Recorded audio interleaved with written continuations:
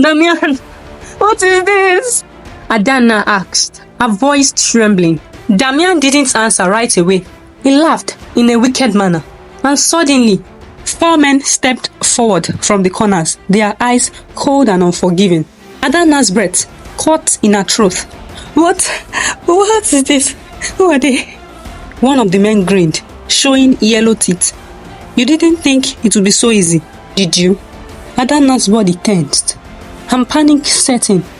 She took a step back, her mind racing for a way out. I don't understand. What is going on? I want to leave. Damian took a step forward, his eyes never leaving us. It is too late for that now. One of the men laughed, his voice low and menacing. She really thinks she can leave? Adanna's heart beat faster, the fear growing inside her like a storm. She turned and ran to the door, banging her fist against it. Help! Somebody help me! But the door was locked tight. No one could hear her. Damian moved closer, his hand resting on the back of a chair. Running won't help Adeze. There is nowhere to go. Adanna, a 27-year-old woman, sits on a wooden chair, looking tired and frustrated. Her mother, Mama Adanna, folds her arms, standing near the window.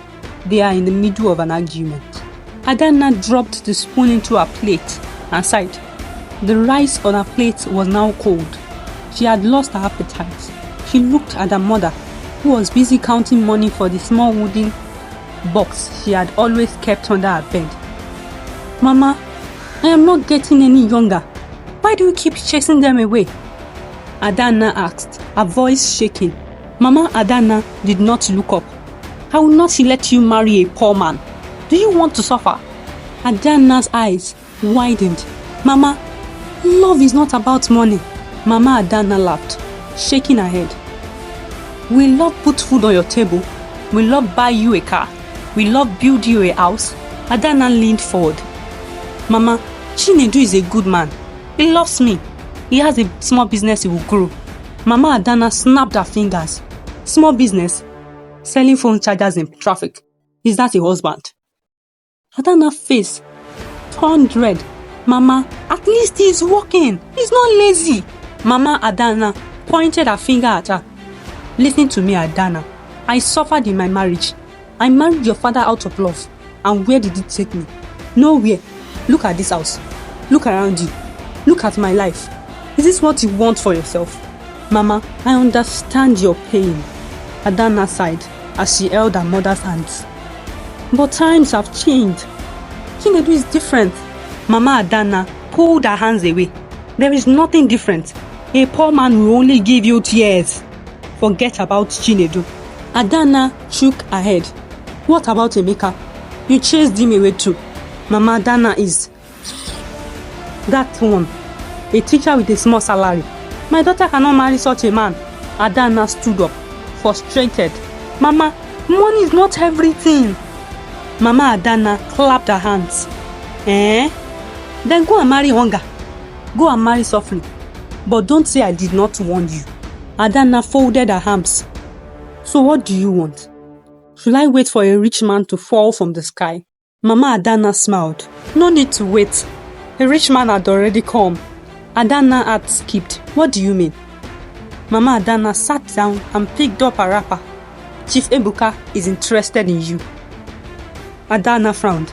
That old man? Mama Adanna waved her hand. Old but rich.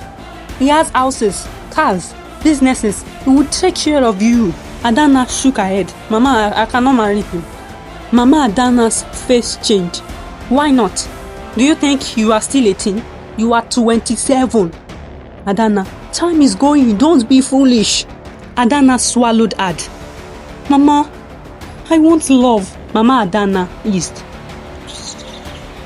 Love will not feed you. If Ebuka will. Adanna sat back and held her head. She was tired of fighting with her mother.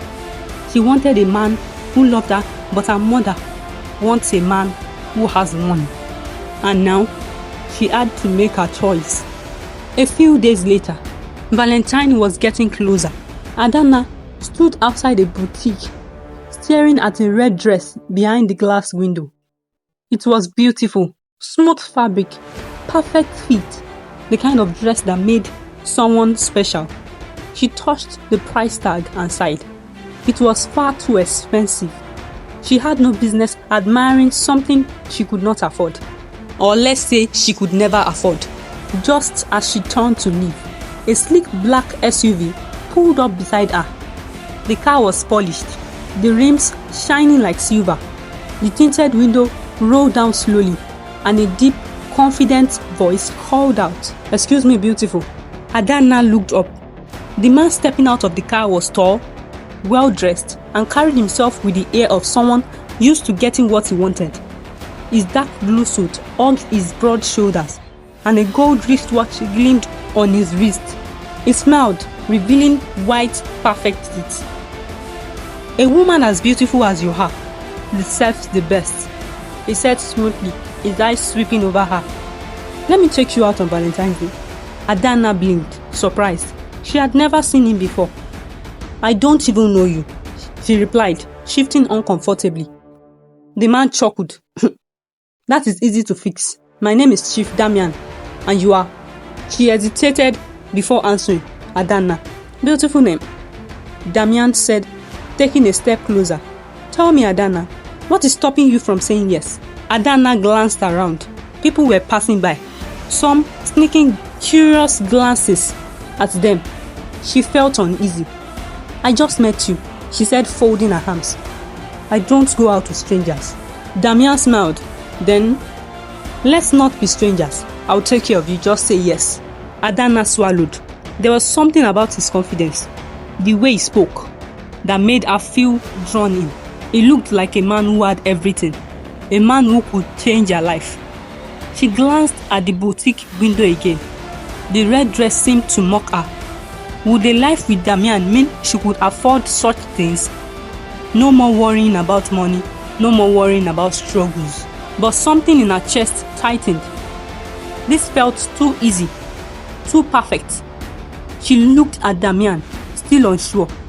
When she got home that day, her mother, Mama Adanna, looked up to Adanna as she entered. "Ah, you are back. You look like someone with plenty of thoughts." Adanna hesitated, then sat down beside her mother. She took a deep breath. "Mama, something happened today." Mama Adanna leaned forward. "What is it?" Adanna twisted her fingers. "I met a man, a rich man." Her mother's eyes widened. She sat up straight. "A rich man?" "Adanna, talk fast. Who is he?" Adanna sighed. "His name is Chief Damian. He stopped me in front of a boutique. He said he wants to take me out on Valentine's Day." A big smile spread across Mama Adanna's face. She clapped her hands together. "Finally, a real man, my daughter. This is good news." Adanna frowned. "Mama, I don't even know him." Mama Adanna scoffed. "Nonsense. Rich men don't waste time. When they see what they like, they go for it." Adanna shook her head. "But Mama, what if he's not a good man? What if..." Mama Adanna waved a hand, cutting her off. "Stop that talk. Do you want to end up like those market women, selling tomatoes under the hot sun? A rich man has noticed you. Do not let this opportunity pass by." Adanna lowered her gaze. "But I don't feel comfortable, Mama. It is too sudden." Mama Adanna is comfortable. Eh? Tell me, is hunger comfortable? Is suffering comfortable? Look at me, Adanna. She placed a firm hand on her daughter's arm. "I have suffered enough. I don't want you to suffer too." Adanna swallowed hard. She understood her mother's pain. Mama Adanna had raised her alone, doing all kinds of hard labor just to feed her. But something didn't feel right. Mama Adanna's voice softened. "My daughter, think well. This is your chance. Do not throw it away because of foolish fear." Adanna sighed again, staring at the floor. The weight of her mother's words pressed heavily on her chest. The next day, Adanna went to the hairstylist salon with her friends. Adanna sat on a plastic chair while the hairdresser weaved her braid. Her three friends, Chinwe, Amaka and Bisi, gathered around her. their faces full of curiosity. Chinwe leaned closer. So tell us again. A rich man stopped you on the road and asked you out just like that. Adanna nodded. Yes. His name is Chief Damian. He said he wants to take me out on Valentine's Day. Missy clapped her hands. Hey, my dear, you have hit a jackpot. A rich man is better than a broke boyfriend. Adanna sighed. But I don't know him well. What if he's not a good man? Chinwe rolled her eyes. Forget that one. My sister, money first. Love can come later. Amaka shook her head. This sounds too good to be true. She folded her arms. A rich man just saw you on the street and now he wants to take care of you. Be careful, Adanna. Bisi sighed. Abeg, leave that talk. Must everything be suspicious? Maybe she's just lucky. She turned to Adanna. My dear, do not let this opportunity pass you by. Enjoy yourself. Amaka frowned. You people should not push her into something dangerous. I have heard too many bad stories. Chinwe waved her hand. Abegi, bad stories happen to poor people too. Let her enjoy small. Adanna rubbed her hands together. I don't know what to do. My mother wants me to go. She says suffering is not comfortable. Bisi laughed. Your mother is a wise woman. Look at us. Are we not suffering? If a rich man comes for me today, I will not think twice. Amaka sighed. Adanna, just think well. If something feels wrong, do not do it. Chinwe patted Adanna's shoulder. Or just go and see for yourself. If you don't like him, you can leave. Bisi nodded. Yes, go and chop life, my dear. Valentine's Day with a rich man. That's the dream. Adanna bit her lip. Deep down, she still felt unsure. But as her friends continued to talk, excitement slowly started to replace her doubt. That same evening, a knock sounded at the door, and when Adanna opened it, her breath caught. Chief Damian stood there, dressed in a crisp white kaftan, a gold chain peeking from under his collar. Beside him, a young man carried several shopping bags, all from expensive stores. Good evening, Adanna, Damian said with a charming smile. I bought you something small. Before Adanna could respond, her mother rushed forward. Ah, Chief Damian, welcome, welcome, come inside, please. She grabbed Adanna's arm, whispering, see how he looks like a real man. Don't spoil this. Damian stepped in, and the young man placed the bags on the small wooden table. Adanna stared at them. Fine dresses, jewelry, perfume, even a new handbag. Things she had only dreamed of. For you, Damian said, his voice smooth. I can make your life beautiful, Adanna. You deserve the best. Her mother's eyes widened with joy. She picked up a gold necklace, running her fingers over it. Chineke me, Adanna, what are you waiting for? Adanna swallowed hard. Chief Damian, this is too much. I don't know what to say. Damian chuckled. Just say yes. Let me take care of you. Let me show you the life you deserve. Her mother placed a hand on her shoulder. My daughter, do you think men like this come every day? Look around you. See how we are managing life. Do you want to continue suffering? Adanna felt trapped. Her heart told her to be careful, but her eyes saw the gifts, the promises of something better. She had never received such attention before, never felt this important. Damian reached for her hand. Come with me on Valentine's Day. Let me make you up. Adanna hesitated, then slowly nodded. Okay, I will go. Her mother clapped her hands in excitement. Good. My daughter is finally making the right choice. Damian smiled. You won't regret this. As he left, Adanna looked at the gifts again. She wanted to feel happy, but deep inside, a small voice whispered, are you sure about this? On Valentine's Day, Adanna sat at a round table, covered in white linen, her eyes wide with wonder. A tall candle flickered between her and Chief Damian, its soft light dancing in his dark eyes. She felt like she had stepped into a dream. Damian smiled. watching her reaction. "You like it?" Adanna nodded slowly. "This feels like a dream."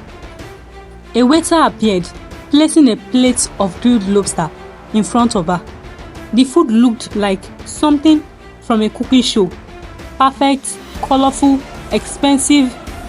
Adanna picked up her fork carefully, almost afraid to touch it. Damian chuckled. "Relax, Adanna. Enjoy yourself. Tonight is just the beginning." She glanced at him. "The beginning of what?" He leaned in slightly, his voice smooth. "The beginning of a good life. A beautiful one. A life where you don't have to struggle.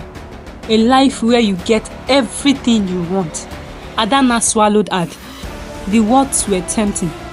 Wasn't this what she had always wished for? To be free from worry, from suffering. She took a bite of the lobster, the rich flavor melting on her tongue. Damian watched her with satisfaction.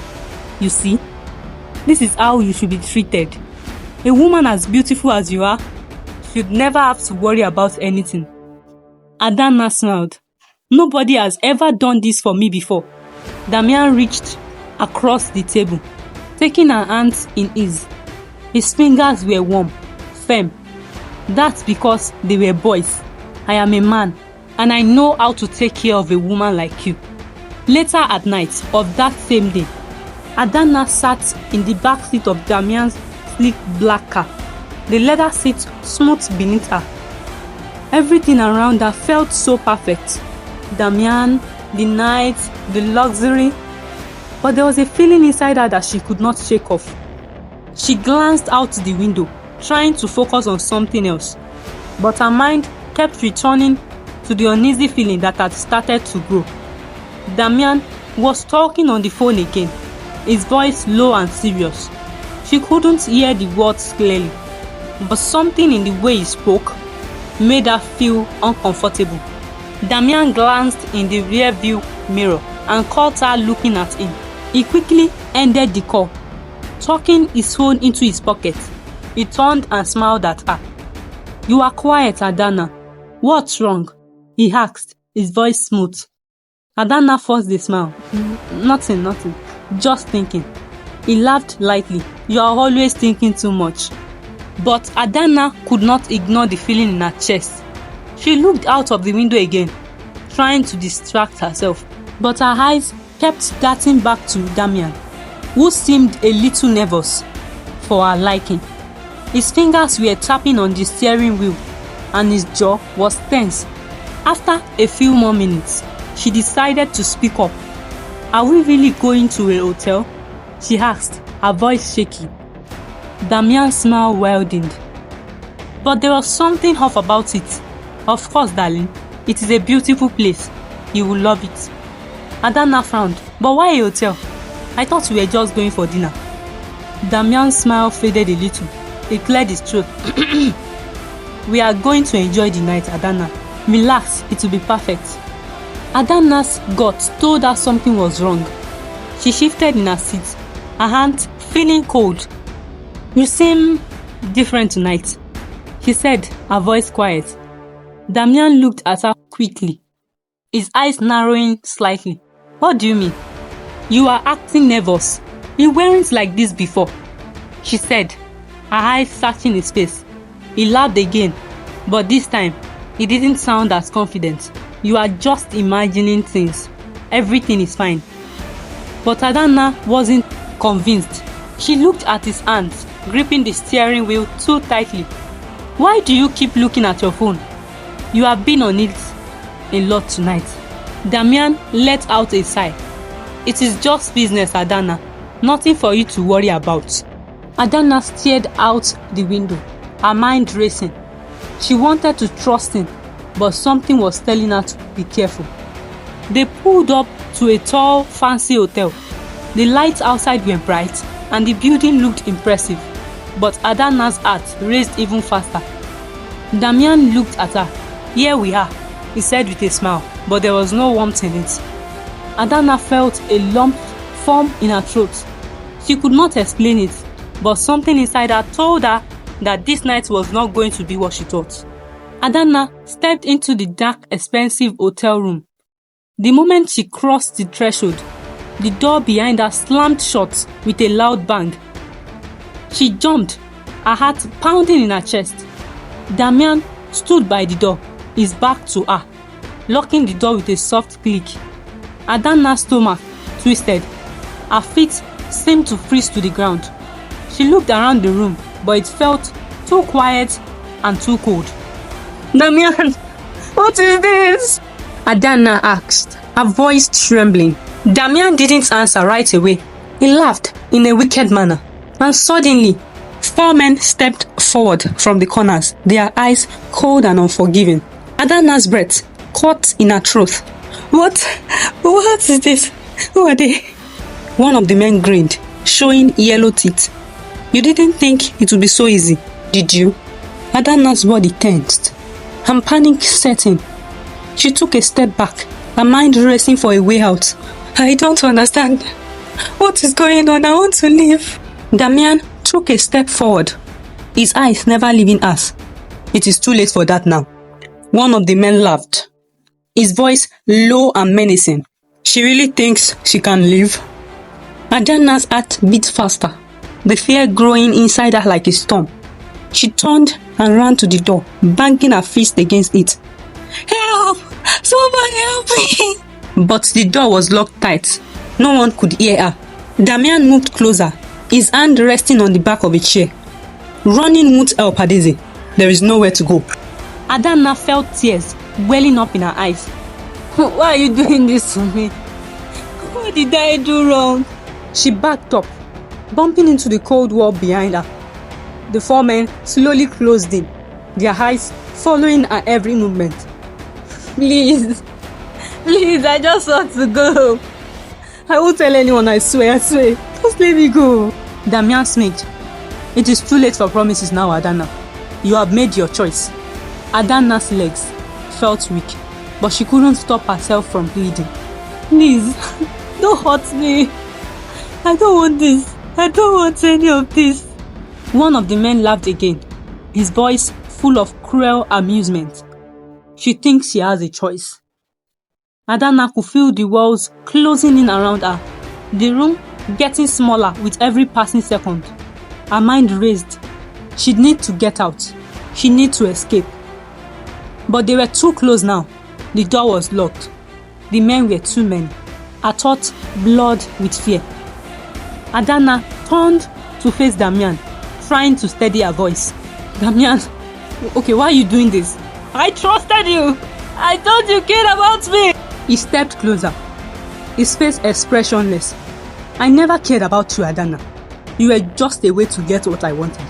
Adanna's breath caught in her throat. You used me." Damian nodded slowly. "You were just another way to get what I needed. Now you are nothing but a mistake." Adanna's knees buckled as she sank to the floor, tears streaming down her face. She had been wrong about everything.